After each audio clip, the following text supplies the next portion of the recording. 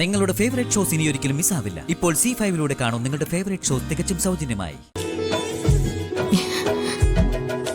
ഒരു കണക്കിന് എനിക്കത് പാടാൻ പറ്റാതിരുന്ന നന്നായി അല്ലേ ചേച്ചി?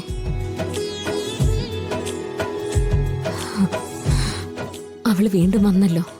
മാം, ഞാൻ ചോദിക്കുന്നുണ്ട് വേറൊന്നും തോന്നരുത്. ആ കുട്ടിയുടെ കാര്യത്തിൽ ഒരു പ്രത്യേക ഇൻട്രസ്റ്റ് ഞാൻ കാണിക്കുന്നുണ്ട്. നിങ്ങൾ തമ്മിൽ സാമ്യമുണ്ട്. കുടുംബപരമായി ബന്ധുവോ മറ്റോ. ശ്രീയോട് ഞാൻ ഡീറ്റെയിൽസ് ഒക്കെ പിന്നീട് പറയാം. ആ കുട്ടിയുടെ വീട് എവിടെയാണെന്ന് ചോദിച്ചോ? ഈ ചോദ്യം മാമിൽ നിന്നുണ്ടാവുമെന്ന് എനിക്കറിയാമായിരുന്നു. അതുകൊണ്ട് തന്നെ വിശദമായിട്ട് ചോദിച്ചു. ശ്രീകൃഷ്ണപുരത്തെ പൂജാരിയുടെ മൂത്ത മകളാണ്.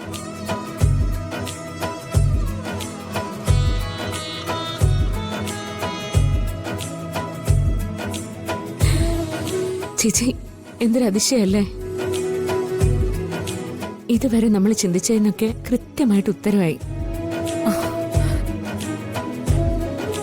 Thank you Shri.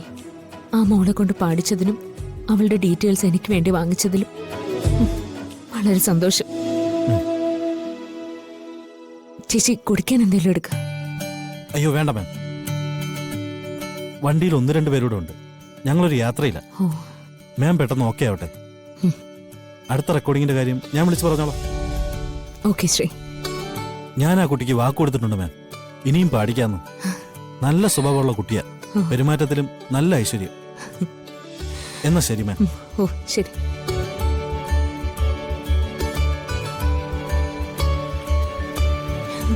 ചേച്ചി, ഇപ്പൊ മനസ്സിലായില്ലേ ശ്രീകൃഷ്ണപുരത്തെ ക്ഷേത്രത്തിലേക്ക് നമുക്ക് കൂടെ കൂടെ പോണോന്ന് തോന്നിയത് എന്തിനാന്ന്?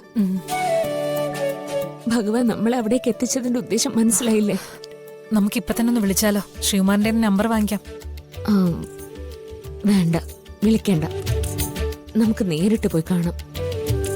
തിരുമേനിയും കാണണം, മോളെയും കാണണം.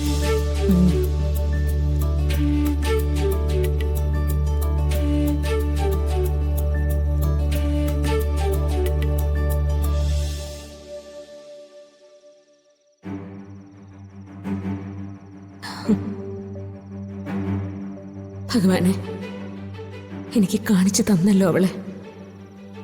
ഇതിലും സന്തോഷം വേറെ തരാനില്ല. കഷ്ടപ്പാടിന്റെ അവസാനം തന്ന അനുഗ്രഹം തന്നെയായത്.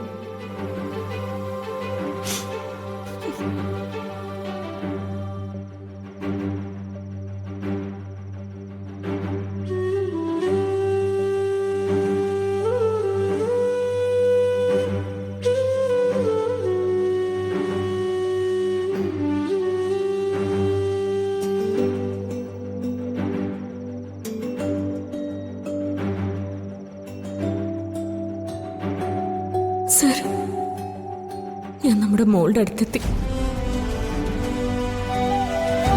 ഇനി ഞാൻ അവളെ കാണാൻ പോവാ. ഞാൻ അവളോട് അഖിൽ സാറിനെ കുറിച്ച് പറയും. മോളെ കുറിച്ച് അഖിൽ സാർ കണ്ട സ്വപ്നങ്ങളെ കുറിച്ച് പറയും. നമുക്ക് അവളെ സ്നേഹിക്കാൻ പറ്റാതെ പോയ കാര്യവും ഞാൻ പറയും.